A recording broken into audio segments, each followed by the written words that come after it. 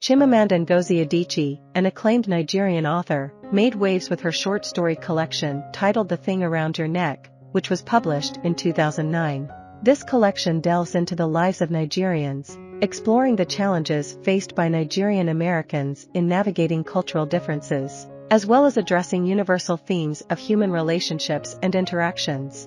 Adichie's writing style, characterized by precise realism, carries a poignant undertone and conveys a sense of an unsettling disturbance that pervades the world she portrays. The collection opens with the story Cell 1, narrated by an individual whose brother, Namibia, is an aimless teenager drawn into a group of delinquents that target professors at a nearby college. Tragically, a professor is murdered, leading to Namibia's arrest and subsequent imprisonment in an abusive facility. Initially, Namibia adopts a tough facade, seemingly thriving in the harsh prison environment. However, his perception changes when he witnesses the torture of an innocent man in the notorious Cell 1, a chamber dedicated to inflicting pain. Meanwhile, Namibia's parents, both professors themselves, resort to unethical means in their desperate attempts to secure his release. Following his eventual freedom, Namibia undergoes a transformation, but the story exposes the brutality and corruption inherent in Nigeria's justice system. Shifting the setting to America, the story Imitation revolves around Nkem, a young mother whose Nigerian art dealer husband arranges for her to live in an apartment near Philadelphia, only visiting her for 2 months each year. This tale explores Nkem's relationships, particularly with her Nigerian maid, while also uncovering her husband's shocking revelation. He has invited his mistress to reside in their home in Lagos. In a private experience, Adichie delves into the disparities between Nigerians of different backgrounds. During a visit to her aunt in the ancient city of Kano, Chika, a Christian Igbo woman, finds herself caught in the midst of a riot fueled by religious violence between Christians and Muslims. This story serves as a thought-provoking exploration of the complexities arising from religious tensions and the profound impact they have on individuals and communities. The Thing Around Your Neck showcases Adichie's mastery in capturing the intricacies of Nigerian society, intercultural dynamics, and the fundamental aspects of human existence. Her compelling storytelling sheds light on the multifaceted nature of life, often highlighting the injustices and challenges faced by her characters. In the bustling crowd, Chika, one of the sisters, becomes separated from her sibling. Seeking refuge from the chaos, she enters an abandoned shop where she encounters a Hausa Muslim woman, also seeking shelter. As they engage in conversation, discussing their experiences of motherhood, Chika's mind is consumed by thoughts of searching through mortuaries in hopes of finding her lost sister. In this moment of shared understanding, their connection deepens.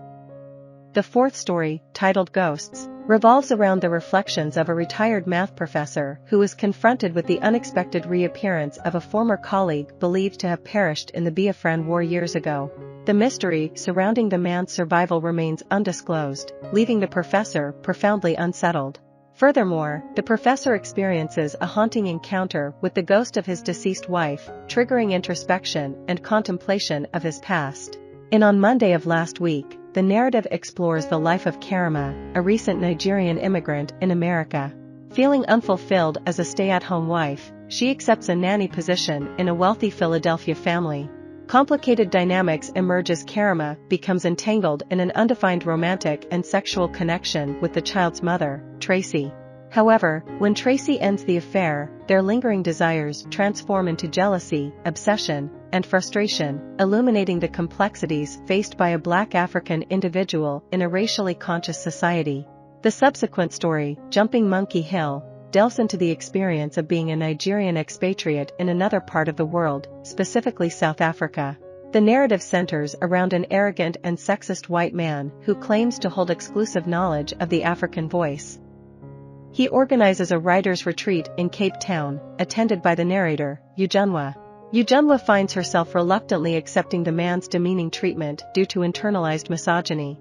This highly autobiographical story serves as a scathing critique of the prevailing patriarchal and racist attitudes that persist across the continent. Through The Thing Around Your Neck, Chimamanda Ngozi Adichie masterfully explores a range of themes, including the complexities of identity, the lasting impacts of historical events, and the intricate dynamics of power and privilege. The collection weaves together narratives that delve into the intricate tapestry of Nigerian society and offer profound insights into the human condition. The seventh story in the collection bears the same title as the collection itself, The Thing Around Your Neck. Narrated in the second person, it follows the journey of Akana, a young woman who secures a coveted American visa that promises a better life. However, the reality she faces is far from what her family envisioned. She is forced into a demeaning service job, enduring bosses who exploit her by paying below minimum wage. Moreover, the uncle she stays with subject her to sexual assault. Each night, she feels a suffocating presence around her neck that hinders her sleep. While a decent boyfriend briefly offers respite, he is unable to solve her underlying problems. The story concludes with Akana working as a waitress in Connecticut, grappling with her circumstances. The American Embassy depicts a woman standing in line at the embassy, seeking asylum in the United States. As time passes, she observes fellow applicants while reflecting on her own reasons for being there. Her husband, a democracy activist, managed to escape the country, but in response, the oppressive government of General Abacha tortured and killed their son, Uganda. When her turn comes to present her case, she encounters an unsympathetic and cold-hearted bureaucrat, leading her to abandon her appeal. She cannot bear to describe her son's murder to someone so callous, as it would dishonor his memory. Taking place at Princeton University, The Shivering centers on two individuals who find solace in each other's company. A young Nigerian woman, a devout Catholic, recently abandoned by her boyfriend, and a young Nigerian man, an evangelical, distressed by a recent plane crash, come together in prayer. Despite their differing expressions of faith, they form a bond and strive to move beyond their previous unhealthy relationships. The 10th story in the collection is The Arrangers of Marriage. In The Arrangers of Marriage, Chinaza, who recently entered into an arranged marriage, relocates to New York to be with her husband. However, upon arrival in America, she discovers that he has completely shed his Nigerian identity. He goes so far as to change his name from Ofadile Emeka Udenwa to Dave Bell. The more he criticizes her preferences and insists that she conform to an American lifestyle, the more she resists. In Tomorrow is Too Far, Adichie employs a second-person narrator once again. This time, the unnamed young woman recounts the devastating loss her family experienced when their firstborn son died as a young child. As the story unfolds, she reveals the secret surrounding his fatal fall from a tree. The final story, The Headstrong Historian, delves into a multi-generational saga. Nwangba suspects that her husband's cousins were responsible for his murder.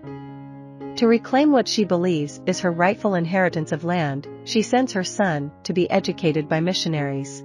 However, the missionaries not only educate him but also alienate him from his cultural roots, causing him to disregard seeking justice for his father's death or assisting his mother in her land quest.